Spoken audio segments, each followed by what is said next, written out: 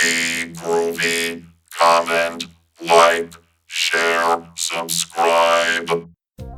Warren Publishing emerged in the late 1950s as a trailblazer in the realm of horror, fantasy, and science fiction magazine publishing. It was founded by James Warren, whose penchant for the unconventional soon became the hallmark of his venture. Throughout the 1960s, Warren Publishing had already made its mark with offerings like Famous Monsters of Filmland, which debuted in 1958, carving a niche in a market otherwise dominated by mainstream superhero narratives. As the curtain rose on the 1970s, Warren Publishing was on the cusp of elevating its status from a cult favorite to a mainstream contender. The newfound freedom of the Comics Code Authority allowed Warren to delve deeper into mature storytelling through its magazine format publications. This format wasn't just a clever circumvention of the stringent comic book censorship of that era, it was a canvas for exploring a darker and more sophisticated narrative realm that was hitherto untouched. Let's take a look at one of the most beloved genre magazine publishers of the 1970s. Initiate Sequence Retrotron Entertainment presents That 70s Nerd! A linchpin in Warren's strategy was the enlistment of stellar talents like Archie Goodwin, who assumed the editorial reins in 1964.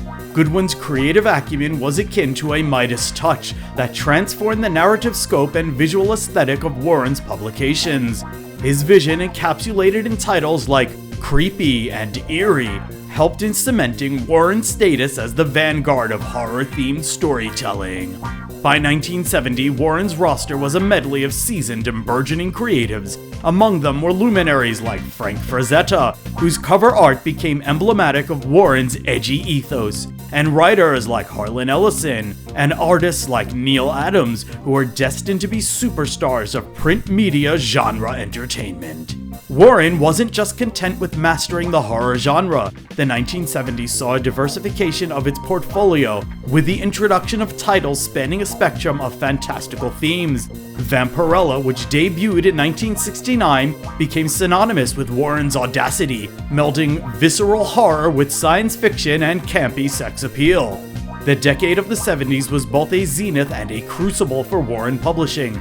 Amidst soaring popularity and an ever-expanding roster of titles, it also faced adversarial market forces and a burgeoning crop of competitors. However, it was Warren's unyielding commitment to innovation that heralded its endurance. Creepy and Eerie.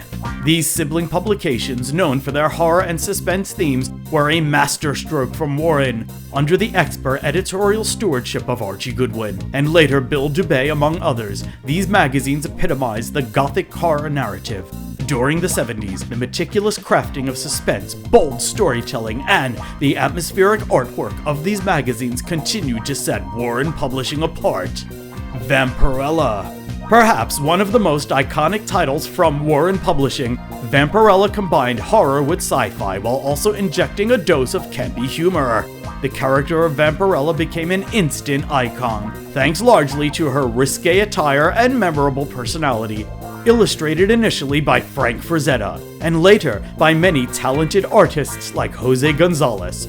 Throughout the 1970s, Vampirella's narratives evolved, intertwining with various fantastical and horror themes, making it a standout title in Warren's roster. Warren's creative exploration did not stop at the well-known titles. Throughout the 1970s, other titles like The Rook and 1984, later named 1994, showcased Warren's willingness to delve into science fiction and adventure genres. The Rook, with its time-traveling adventures, and 1984, with its dystopian outlook, further enriched Warren's diverse portfolio.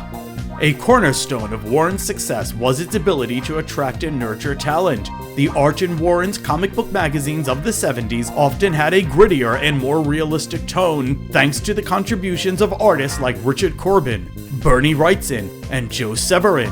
The visual storytelling, coupled with mature themes, provided a stark contrast to many mainstream comics of the era, making Warren's offerings a refuge for those seeking deeper narrative engagement. The comic book magazines of Warren Publishing in the 70s were not just mere publications. They were an arena where the boundaries of traditional comic storytelling were continually pushed.